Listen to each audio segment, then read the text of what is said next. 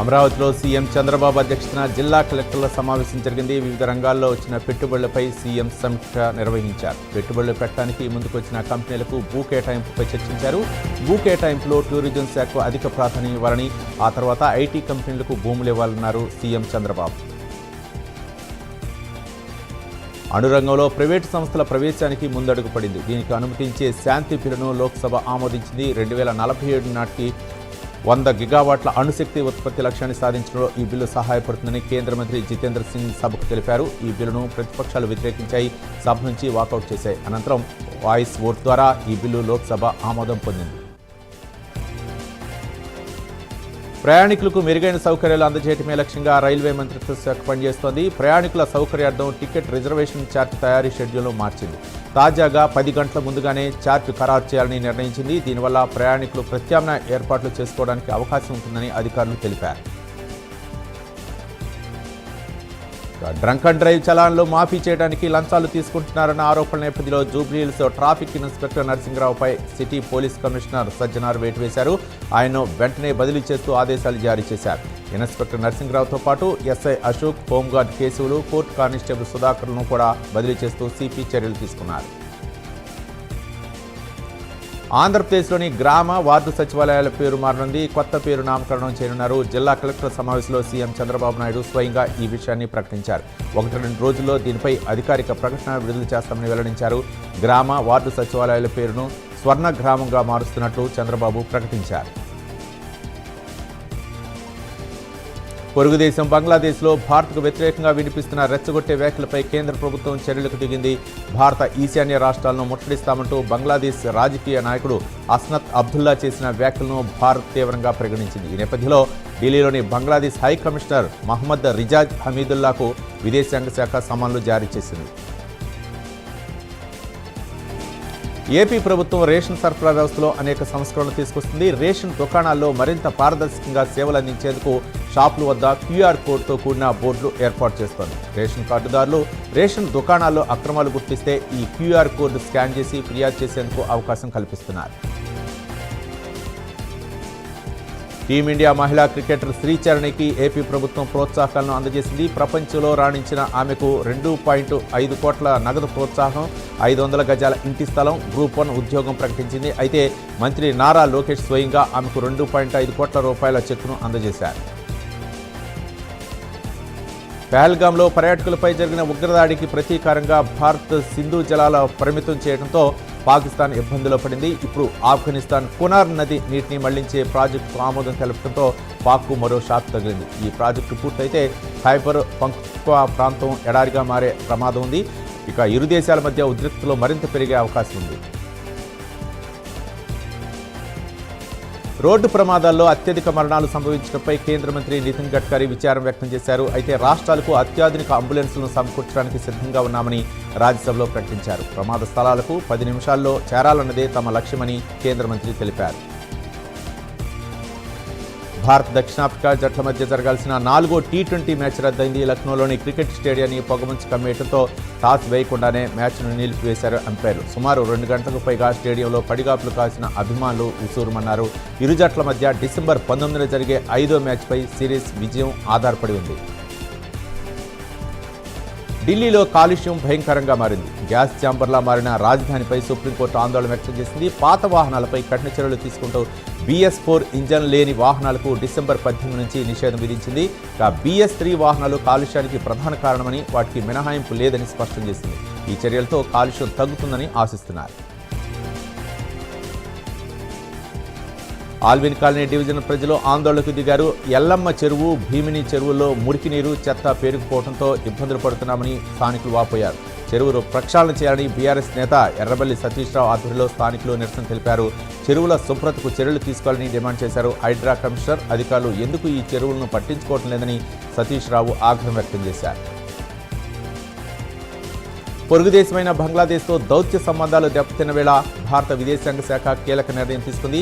బంగ్లాలో తీవ్రతరం అవుతున్న ఉద్రిక్త పరిస్థితుల నేపథ్యంలో ఢాకాలోని వీసా కేంద్రాన్ని మూసివేసింది. బుధవారం మధ్యాహ్నం 2 గంటల నుంచి ఈ కేంద్రాన్ని మూసివేసినట్లు, పరిశీలనలో ఉన్న దరఖాస్తుల తేదీలను మార్చినట్లు ఒక ప్రకటనలో తెలిపింది. తూర్పుగోదావరి జిల్లా ధవళేశ్వరం ఆసుపత్రిలో నూతనంగా నిర్మించిన పబ్లిక్ హెల్త్ యూనిట్ భవనాన్ని రాజమండ్రి రూరల్ ఎమ్మెల్యే గోరంట్ల బుచ్చి చౌదరి ప్రారంభించారు. ప్రజలకు మరింత మెరుగైన వైద్య సేవలు అందించేలా ఇంటిగ్రేటెడ్ ల్యాబ్ పరీక్షలు, store room, HMIS reporting room వంటి సౌకర్యాలను ఏర్పాటు చేశామన్నారు. తెలంగాణలో విద్యుత్ పంపిణీ వ్యవస్థను బలోపేతం చేయడానికి రాష్ట్ర ప్రభుత్వం మరో కొత్త డిస్కమ్ ఏర్పాటుకు ఆమోదం తెలిపింది. ప్రస్తుతం ఉన్న SPDCL, NPDCLకు ప్రత్యామ్నాయంగా ఈ మూడో డిస్కమ్ రానుంది. వ్యవసాయానికి ఉచిత విద్యుత్ సబ్సిడీల వల్ల డిస్కంల ఆర్థిక పరిస్థితి దెబ్బతినటం, మౌలిక సదుపాయాల అభివృద్ధి, RDSS వంటి కేంద్ర పథకాల అమలు సులభతరం చేయడం వంటి లక్ష్యాలతో ఈ నిర్ణయం తీసుకున్నారు. పార్టీ మారిన ఎమ్మెల్యేలపై స్పీకర్ చేపట్టిన విచారణను బీఆర్ఎస్ ఎమ్మెల్యే వివేకానంద గౌడ్ వ్యతిరేకించారు. రాజ్యానికి లోబడి విచారణ చేయడంలో స్పీకర్ విఫలమయ్యారన్నారు. బీఆర్ఎస్లో గెలిచి కాంగ్రెస్లోకి వెళ్లిన ఎమ్మెల్యేలు బాహటంగా గ్రామ పంచాయతీ ఎన్నికల్లో కాంగ్రెస్ తరఫున ప్రచారం చేశారన్నారు. న్యాయ పోరాటానికి బీఆర్ఎస్ సిద్ధంగా ఉందన్నారు. పార్టీ మారిన ఎమ్మెల్యేల విషయంలో స్పీకర్ తీరుపై మాజీ మంత్రి హరీష్ రావు స్పందించారు. రాజకీయ లబ్ధి కోసం రాజ్యాంగ సంస్థలు కూడా దిగజార్చడం సీఎం రేవంత్ రెడ్డి నేతృత్వంలోని కాంగ్రెస్ ప్రభుత్వానికి చెల్లిందన్నారు. సేవ్ ది కాన్స్టిట్యూషన్ అంటూ రాహుల్ గాంధీ నినాదం మాటలకే పరిమితమైందన్నారు. హనుమకొండ జిల్లా ఆత్మకూరు మండలం పెద్దాపూర్ గ్రామంలో తీవ్ర ఉద్రిక్త పరిస్థితి తలెత్తింది. ఓట్ల లెక్కింపులో అవకతవకలు జరిగాయంటూ కాంగ్రెస్ బీఆర్ఎస్ వర్గాల మధ్య వాగ్వాదం జరిగింది. మొదటగా బీఆర్ఎస్ సర్పంచ్ అభ్యర్థి గెలిచినట్లు ప్రకటించారు అధికారులు. రీకౌంటింగ్ అనంతరం కాంగ్రెస్ అభ్యర్థి వేల్పుల సురేష్ పేరును ప్రకటించడంపై బీఆర్ఎస్ నాయకులు ఆగ్రహం వ్యక్తం చేశారు. పల్నాడు జిల్లా మాచర్లోని మంచికల్లు గ్రామంలో ఎస్పీ బి కృష్ణారావు ఆకస్మిక తనిఖీలు చేశారు. ఘర్షణ వల్ల సాధించేది ఏమీ లేదని చెప్పారు. ఫ్యాక్షన్ వల్ల ఎన్నో కుటుంబాలు రోడ్డున పడ్డాయని, ప్రజలు చైతన్యవంతులై వారి పిల్లలను చదివించుకోవాలన్నారు. ఈ ఘర్షణ వాతావరణానికి దూరంగా ఉండి వారికి మంచి భవిష్యత్తు ఇవ్వాలని సూచించారు. ప్రతి ఒక్కరూ ట్రాఫిక్ నిబంధనలు పాటించాలని, రోడ్డు ప్రమాదాలు నిరోధించాలని సూచించారు. నెల్లూరు జిల్లా SP Ajitha traffic signals, drunk and drive లైసెన్సులు, అతివేగం తదితర అంశాలపై ట్రాఫిక్ పోలీసులతో సమావేశం నిర్వహించారు. ప్రజలందరూ ట్రాఫిక్ నిబంధనలు పాటించి రోడ్డు ప్రమాదాలు జరగకుండా జాగ్రత్తలు తీసుకోవాలని ఎస్పీ పిలుపునిచ్చారు. ఆలూరు మార్కెట్ యార్డు మాజీ చైర్మన్ గుమ్మనూరు నారాయణ తనపై వచ్చిన ఆరోపణలు ఖండించారు. గుంతకల్లు రైల్వే పనుల వ్యవహారంలో ఓ కాంట్రాక్టును బెదిరించారని వార్తలు రావడం పూర్తిగా అవాస్తవమన్నారు. ఈ వ్యవహారంతో తనకు ఏ కోణంలోనూ సంబంధం లేదని తేల్చి చెప్పారు. ఇంధనం పొదుపు చేద్దాం, భావితరాలకు వెలుగునిద్దాం అన్న నినాదంతో జాతీయ ఇంధన పొదుపు వారోత్సవాలను నిర్వహిస్తున్నారు. అన్నమయ్య జిల్లా పీలేరుపట్నంలోని APSPDCL కార్యాలయం నుండి 4 రోడ్ల కోడ్ల వరకు కార్యాలయ సిబ్బంది ర్యాలీ నిర్వహించారు. ఈ కార్యక్రమానికి ముఖ్య అతిథిగా ఎలక్ట్రికల్ ఇంజనీర్ చంద్రశేఖర్ రెడ్డి పాల్గొని ఇంధన పొదుపు అవగాహన కల్పించారు. ఆంధ్రప్రదేశ్ ఎన్టీఆర్ జిల్లా పెనగించిప్రోలు శ్రీ తిరుపతమ్మ దేవస్థానంలో ధర్మకర్తల మండలి పదవీ విరమణ చేశారు. ఆలయ అర్చకులు వేద ఆశీర్వాదం చేసి అమ్మవారి శేష వస్త్రాలు, తీర్థ ప్రసాదాలను మండలికి అందజేశారు. సందర్భంగా చైర్మన్ శ్రీ జంగాల శ్రీనివాసరావు మాట్లాడుతూ తమకు సహకరించిన సిబ్బందికి ధన్యవాదాలు తెలిపారు. చిత్తూరు జిల్లా పొంగనూరు తహసీల్దార్ కార్యాలయంలో లంచం తీసుకుంటూ దొరికిపోయాడు ఓ సర్వేయర్. 20,000 రూపాయల లంచం తీసుకుంటూ రెడ్ హ్యాండెడ్గా ఏసీబీకి పట్టుబడ్డారు.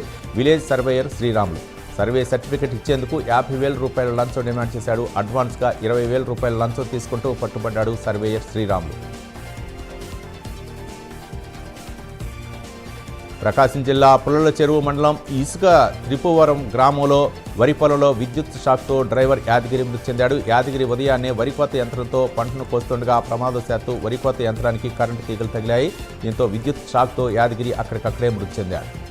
పోలీసులు కేసు నమోదు చేసుకుని దర్యాప్తు చేస్తున్నారు.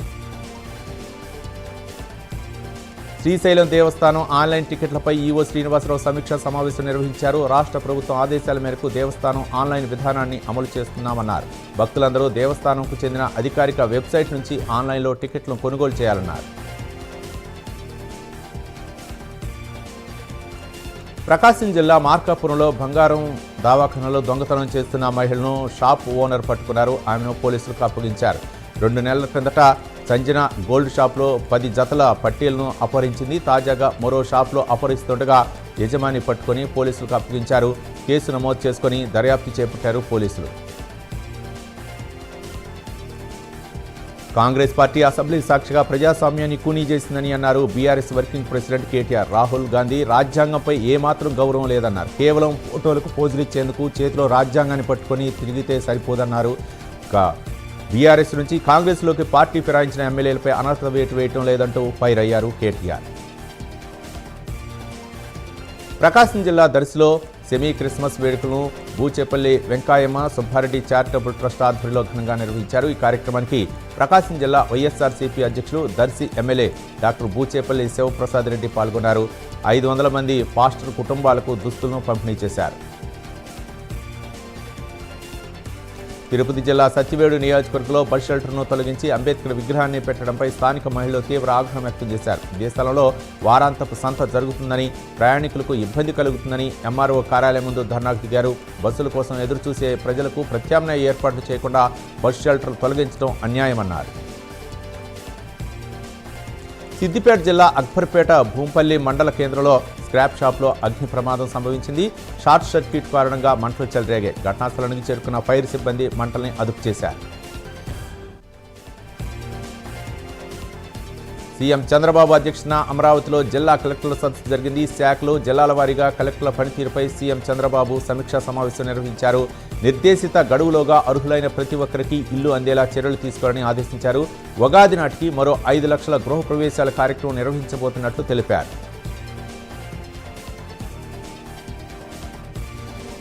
జనగామ జిల్లా పాలకుర్తి మండలం తీగారం గ్రామంలో పంచాయతీ ఎన్నికల్లో తీవ్ర ఉద్రిక్తత నెలకొంది. కాంగ్రెస్ శ్రేణులపై బీఆర్ఎస్ శ్రేణులు దాడులకు పాల్పడ్డారు.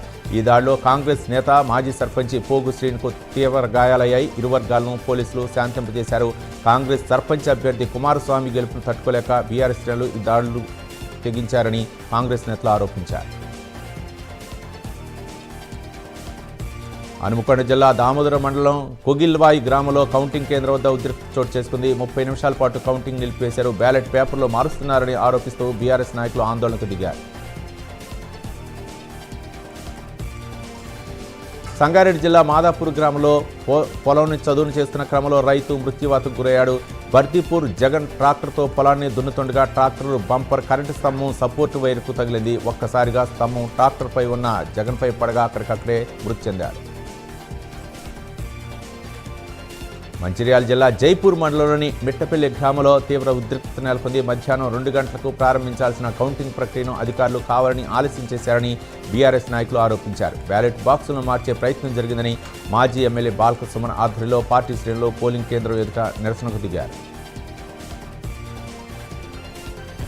పశ్చిమ గోదావరి జిల్లా పాలకొల్లు నియోజకవర్గం యలమంచిలి మండలం గొంపర్రు కమిడి పొంత ప్రాంతంలో ఉద్రిక్తత నెలకొంది. నాగేశ్వరరావు అనే వ్యక్తి రియల్ ఎస్టేట్ పేరుతో మోసం చేశారన్నారు బాధితులు.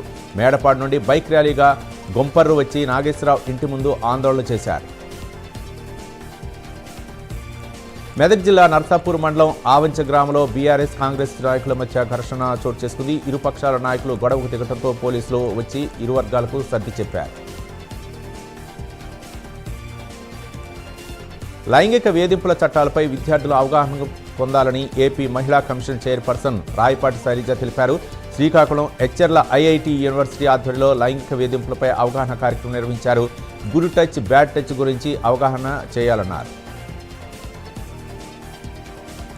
ప్రకాశం జిల్లా సింగరాయకొండ ఆర్టీసీ బస్టాండ్ సమీపంలో పరమేశ్వర హాల్లోని మేరావలి ఫుడ్ షాప్కి నిప్పు అంటుకుంది. గమనించిన స్థానికులు ఫైర్ సిబ్బందికి సమాచారం అందించారు.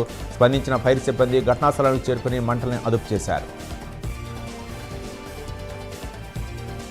వనపర్తి జిల్లా ఆత్మకూరు పట్టణంలో కల్లు వ్యాపారంలో సాగుతున్న వివాదం మరోసారి బహిర్గతమయ్యాయి. కల్లు దుకాణం కాంట్రాక్టర్ తనకు రావాల్సిన 2,10,000 రూపాయల షేరు డబ్బులు కావాలని ఎగనామం పెట్టాడని చందుగౌడ్ తీవ్ర ఆరోపణలు చేశారు. గత 2 సంవత్సరాలుగా ఒక్క రూపాయి కూడా చెల్లించకుండా షేర్ హోల్డర్ను మోసం చేస్తూ వస్తున్నారని చందుగౌడ్ వాపోయారు. హనుమకొండ జిల్లా నడికూడ మండలం వరికోల్లో ఉద్రిక్తత చోటు చేసుకుంది. ఎమ్మెల్సీ పోచంపల్లి శ్రీనివాసరెడ్డి దొంగ ఓట్లు వేయించారని ఆరోపిస్తూ కౌంటింగ్ కేంద్రం వద్ద కాంగ్రెస్ అభ్యర్థులు ధర్నా నిర్వహించారు. జీహెచ్ఎంసీ సీనియర్ ఎంటమాలజిస్ట్ మాధవరెడ్డిపై హైదరాబాద్ మున్సిపల్ ఎంప్లాయీస్ యూనియన్ అధ్యక్షులు ఉదరి గోపాల్ ఆగ్రహం వ్యక్తం చేశారు. జీహెచ్ఎంసీ కార్మికులను బూతులు తిట్టిన మాధవరెడ్డిని సస్పెండ్ చేయాలని ఆయన డిమాండ్ చేశారు. ఎల్బీనగర్ జోనల్ కార్యాలయం వద్ద ఎంటమాలజీ కార్మికులతో కలిసి నిరసన వ్యక్తం చేశారు. ఎప్పుడూ పార్టీ మీటింగులతో హడావుడిగా కనిపించే తెలంగాణ భవన్లో ఆధ్యాత్మికత సంతరించుకుంది. తలసాని సాయి కిరణ్ యాదవ్ ఆధ్వర్యంలో తెలంగాణ భవన్లో అయ్యప్ప స్వామి పడి పూజ జరిగింది. ఈ పడి పూజకు బీఆర్ఎస్ వర్కింగ్ ప్రెసిడెంట్ కేటీఆర్ హాజరయ్యారు. మంత్రి కొండా సురేఖ వ్యాఖ్యలకు కౌంటర్ ఇచ్చాడు పీసీసీ మెంబర్ నల్లగొండ రమేష్. పట్టిన జెండా విడవకుండా 40 ఏళ్లుగా పార్టీ కోసం పనిచేస్తున్నామన్నారు. కొండా ప్రధాన అనుచరునిగా ఉన్న రమేష్ వారం క్రితం ఎమ్మెల్సీ సారయ్య వర్గంలో చేరాడు. చిల్లరగాళ్లంటూ సీనియర్ మనోభావాలను దెబ్బతీసిన మాటలను ఖండిస్తున్నామన్నారు. బీజేపీ రాష్ట్ర అధ్యక్షుడు రామచంద్రరావును కలిశారు తెలంగాణ మాల సమితి నేతలు. ఎస్సీ వర్గీకరణ చట్టం వల్ల మాలలకు అన్యాయం జరుగుతుందన్నారు తెలంగాణ మాల సమితి అధ్యక్షుడు బరిగెల వెంకటస్వామి. ఉద్యోగాల భర్తీలో అత్యంత వెనుకబడిన వారికి అన్యాయం జరుగుతుందన్నారు. గోవా నైట్ క్లబ్ ప్రమాదం కేసులో లోథ్రా బ్రదర్స్పై పనాజీ కోర్టు 5 రోజుల కట్టడి విధించింది. అగ్ని ప్రమాదం కేసులో లోథ్రా బ్రదర్స్ను పోలీసులు విచారించనున్నారు. దీంతో లోథ్రా బ్రదర్స్ను థాయిలాండ్ నుంచి పోలీసులు ఢిల్లీకి తీసుకొచ్చారు. బాపట్ల జిల్లా ఏల్చూరు టోల్ ప్లాజా వద్ద హెల్మెట్ వినియోగంపై అవగాహన కార్యక్రమాన్ని చేపట్టారు బాపట్ల డీఎస్పీ రామాంజనేయులు. ద్విచక్ర వాహనదారులకు హెల్మెట్లను అందజేశారు. వాహనదారుడు ప్రయాణ సమయంలో ఖచ్చితంగా హెల్మెట్ ధరించాలన్నారు. హెల్మెట్ లేకుండా రోడ్డు ఎక్కితే వాహన చోదకుడికి 1000 రూపాయల జరిమానా విధిస్తామని చెప్పారు. అంగన్వాడీ సేవల్లో పారదర్శకత కోసం అనకాపల్లి జిల్లాలోని 176 మంది అంగన్వాడీ టీచర్లకు 5G స్మార్ట్ ఫోన్లు స్పీకర్ అయ్యన్న పాత్రుడు అందజేశారు. అంగన్వాడీ సేవలను పూర్తిగా ఆన్లైన్ విధానంలోకి తీసుకొస్తున్నట్లు తెలిపారు.